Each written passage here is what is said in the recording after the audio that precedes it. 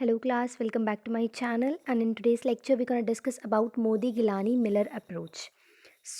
पिछली दो अप्रोचेस मैंने पहले डिस्कस कर ली हैं. तीन अप्रोचेस थी. Net income approach, net operating income approach and traditional approach. Now will discuss about MM approach, and this is the most important approach according to this chapter. So what do you mean by Modi Gilani Miller approach? What it says, the MM approach is similar to net operating income approach. ये जो approach है ये net operating income approach से बिल्कुल similar है. Where taxes are ignored, जहाँ पे taxes को क्या किया जाता है, इग्नोर किया जाता है. And the theory proves that there is no relationship between the capital structure decision and the value of the firm. यानी कि जो ये अप्रोच है ये प्रूव करती है कि इसका कोई भी रिलेशनशिप नहीं है कैपिटल स्ट्रक्चर का, ना तो वैल्यू ऑफ द फर्म के साथ, ना overall cost of the capital के साथ. यानी कि देखो, अगर नेट इनकम अप्रोच की बात करें तो वो क्या कहती थी कि कैपिटल स्ट्रक्चर डिसीजन में चेंज लाने से आपकी value of the firm and overall cost of capital दोनों अफेक्ट होंगी, right. But net operating income approach क्या कहती थी कि कैपिटल स्ट्रक्चर डिसीजन में कोई भी चेंज लाने से आपकी वैल्यू ऑफ द फर्म या फिर ओवरऑल कॉस्ट ऑफ कैपिटल में कोई चेंज नहीं आएगा. एंड एमएम अप्रोच क्या है, बिल्कुल सिमिलर है किसके, नेट ऑपरेटिंग इनकम अप्रोच के. तो नेट ऑपरेटिंग इनकम अप्रोच जैसे मैंने अभी आपको बताया क्या कहती थी कि कैपिटल स्ट्रक्चर डिसीजन अफेक्ट नहीं करता है ओवरऑल कॉस्ट ऑफ कैपिटल को, right. So however, it is an improvement over the net operating income as it provides the behavioral justification. अब ये जो अप्रोच है तो ये सिमिलर नेट ऑपरेटिंग इनकम के बट इसमें तो कुछ इम्प्रूवमेंट आ गई हैं, और वो इम्प्रूवमेंट किसकी वजह से आई है, बिहेवियर जस्टिफिकेशन की वजह से. For the contention that capital structure decision is not related to overall cost of capital. In other words, it justifies the propositions that overall cost of capital remain constant at any level of debt equity ratio. अभी क्या कहता है कि जो आपकी overall cost of capital है that remains at every level, चाहे आप डेट इक्विटी रेशो जैसी मर्जी कर लो, यानी कि चाहे 100 डेट यूज़ कर लो, 0 इक्विटी कर लो, या 70 डेट कर लो, 30 इक्विटी कर लो, 70 इक्विटी 30 डेट कर लो, जो भी रेशो रखोगे एंड उसका कोई भी इम्पैक्ट नहीं होगा, कोई इफेक्ट नहीं होगा ओवरऑल कॉस्ट ऑफ कैपिटल पे, दैट रिमेन्स कॉन्स्टेंट. ओके, यहाँ तक क्लियर है. अब नेक्स्ट ये क्या कहता है, ये कहता है कि MM approach when taxes are ignored, कि जब आप टैक्सेस को इग्नोर कर दोगे तो क्या होगा. The theory says that a change in capital structure, यानी कि डेट इक्विटी रेशो, ठीक है, does not affect the overall cost of capital and the total of value of the firm. अभी हमने पीछे देखा ना लास्ट पॉइंट, उसमें भी यही बात बोली गई थी that overall cost of capital remain constant. And in this point this also says the same thing, that the theory says that a change in the capital structure does not affect the overall cost of capital and the total value of the firm, right. Both the things are same, यानी कि आपकी overall cost of capital यानी कि total value of the firm दोनों चीज़ें affect नहीं करेंगे आपके कैपिटल स्ट्रक्चर में चेंज लाने से. The reason behind the theory is that although the debt is cheaper source of finance, we all know that the debt is cheaper source of finance. How the debt is cheaper source of finance? Because it is tax deductible, right. इसलिए वो cheaper source है finance का और ये हम सबको पता है, और ये थ्योरी भी यही कहती है.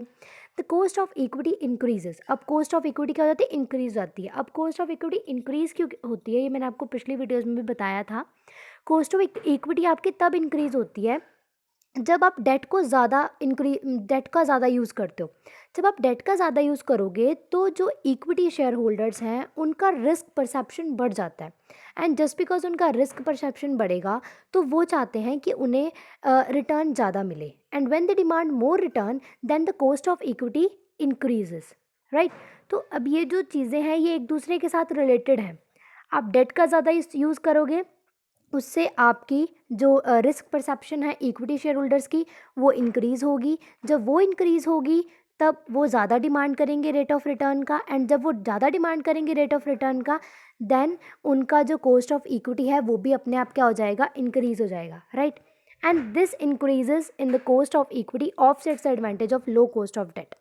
अब यहीं पे वो क्या कर देते हैं, ऑफसेट कर देते हैं किसके एडवांटेज को, लो कॉस्ट ऑफ डेट को, राइट. अब यहाँ तक आपको समझ आ गया. Next, thus although the change in debt equity ratio affects the cost of equity, the over cost of capital remain constant.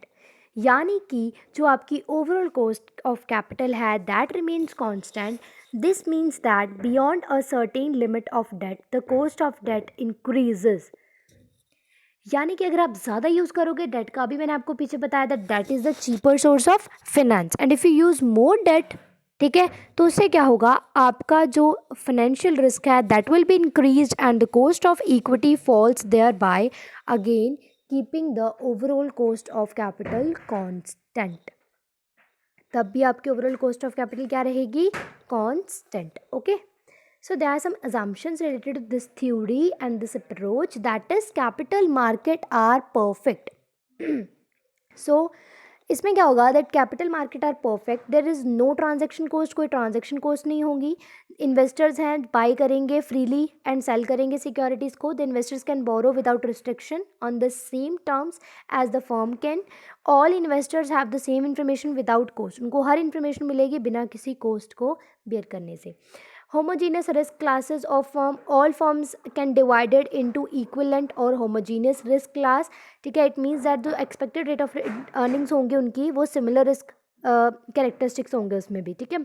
expectations about the net operating income, यानी कि जो इन्वेस्टर्स की एक्सपेक्टेशन है वो बिल्कुल सेम रहेंगी रिलेटेड टू एबिट, यानी कि नेट ऑपरेटिंग इनकम से, earning before interest and tax, and evaluate the firm on this basis. Okay, 100% payout ratio होगी, the dividend payout ratio is 100%, there is no retained earnings, ठीक है, कोई corporate tax नहीं लगेगा, and जो cut off rate of investment होगी in a firm is the capitalisation rate.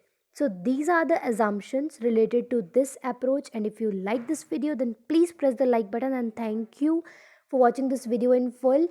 And guys, if you want कि आपको ऐसी ऐसी न्यू वीडियोस और मिले, then please press the subscribe button and please comment below. अगर आपको कुछ भी इस वीडियो में अच्छा लगा है, मेरा पढ़ाने का भी अच्छा लगा है, या आपको नोट्स अच्छे लगे हैं, तो प्लीज़ पॉजिटिवली कमेंट करना।